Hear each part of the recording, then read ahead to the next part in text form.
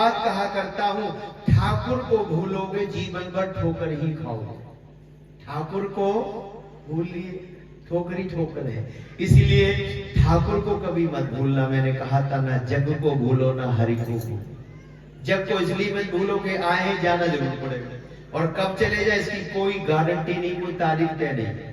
कब चले जाए ये व्यवस्था परमात्मा की, जाना पड़ेगा फिर आना पड़ेगा। इसलिए उस ईश्वर को हमेशा याद रखो, वो सुख स्वरूप है और दुख विनाशक है, आनंद का भंडार है ना। दुनिया की सुप्रीम पावर है, दुनिया का सबसे बड़ा डॉक्टर है, वो न्यायाधीश है, न्याय करता है। पिताओं का पिता परमपिता परमात्मा है। एक बार समर्थ गुरु रामदास शिवाजी के यहाँ गुरु थे ना उनके, क्योंकि गुरु के बिन ज्ञान नहीं, पर गुरु ऐसा हो वैदिक सिद्धांत को जानने वाला। अच्छा, बहुत गुरु आज अंधेरे में भी डाल रहे लोगों को, खुद बहुत सारे जेल में चले गए चक्कर में, ऐसे भी गुरु हैं। तो समर्थ गुरु रामदास जब शिवाजी के पास आए, पहलों में आतिथ्य किया, सम्मान किया, सेवा ने, तो समर्थ गुरु रामदास ने कहा, शिवाजी आपका सब कुछ राजकाट पाठ सब बढ़िया चल रहा है। तो शिवा ने कहा, गुरुजी बहुत बढ़िया काम चल रहा है, महलों का निर्माण हो रहा है, और आपको सुनकर इस बात से खुशी होगी, मैं बहुत लोगों को रोजी रोटी दे रहा हूं। बहुत लोग देखो, अलग अलग दीवारें किले बन रहे हैं, अलग अलग महल तैयार हो रहे हैं। गुरुजी ने जब इस बात को सुना तो उन्हें बहुत दुख लगा कि कहीं अहंकार अभिमान आ गया तो शिवा का पतन हो जाएगा। एक ऐसी बुराई है जो अच्छाई में से पैदा होती है। मैं दान बहुत करता हूँ, सेवा करता हूँ, मैं बहुत पढ़ा लिखा हूँ, मेरा पद बहुत बड़ा है, उसका नाम क्या है? अभिमान, अहंकार। जब ये आ जाता है तो भगवान से हट जाता है, भगवान से दूर हो जाता है। तो गुरुजी ने कहा, अगर अहंकार अभिमान आया, रावण में यही तो था, पतन हो गया। अहंकार था, पढ़ा लिखा था, लेकिन इतना अहंकार फटा जाता था, मर गया। इसका अहंकार कैसे दूर करूं? अहंकार आया नहीं, गया नहीं, जिसमें आया गया, क्योंकि खुदा को खुद ही से बैर है। खुदा किसी को इतनी खुदाई ना दे, उसे अपने अलावा कोई दिखाई ना दे, इतनी भी ना दे कि वो सबको ही भूल जाए, कोई चमके ही ना हो। समर्थ गुरु रामदास ने कहा, शिवा बहुत अच्छा, धन्यवाद है, चलो दिखाओ कितने लोगों को रोजी रोटी दे रहे हो, कहां कार्य चल रहा है? बोले चलो।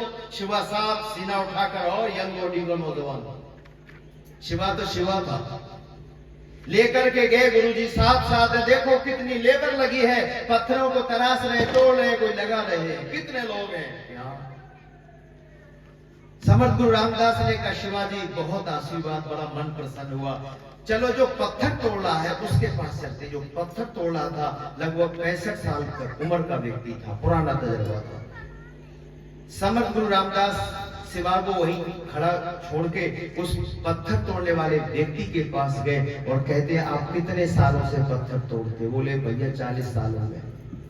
अच्छा, कुछ ऐसे भी पत्थर है जिसमें कुछ जीव रहते चींटी आती? बोले 3 महीने हटा के रखते अलग, उनमें चींटियां, उनका पानी होगा, अन्न होगा, परिवार होगा पूरा, पर अंदर स्पेस होगा, चींटी प्रवेश कर गई।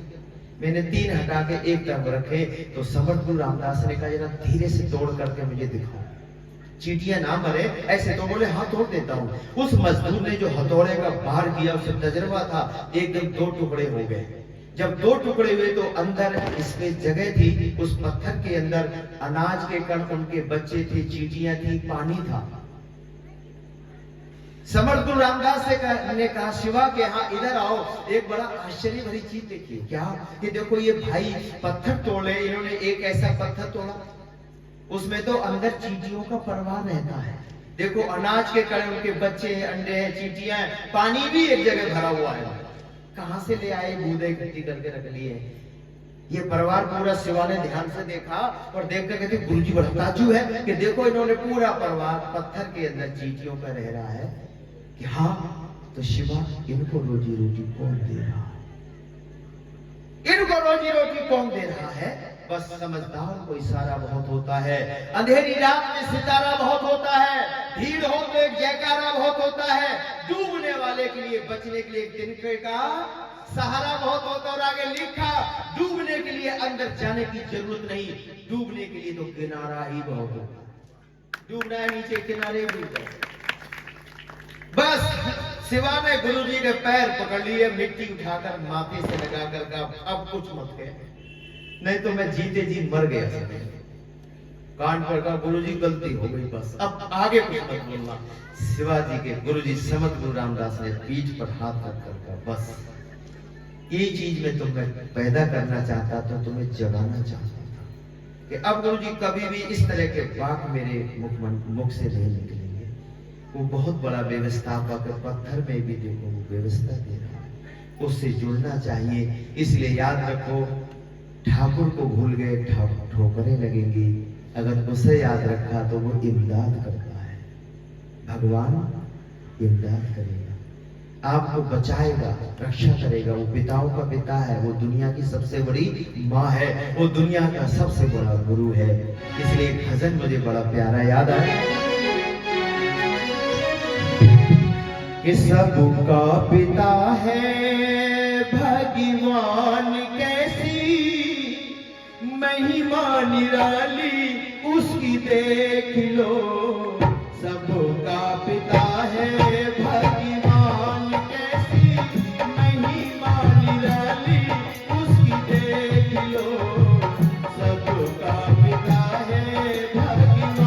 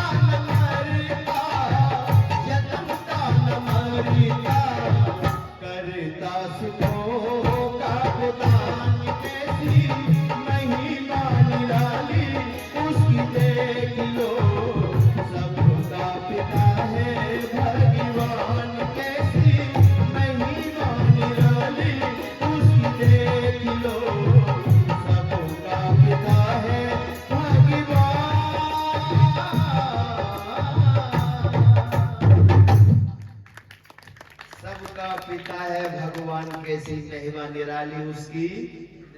आदि में भगवान ही हर चीज का मालिक है। मैंने कहा ये स्टैंड कहाँ बना, बोले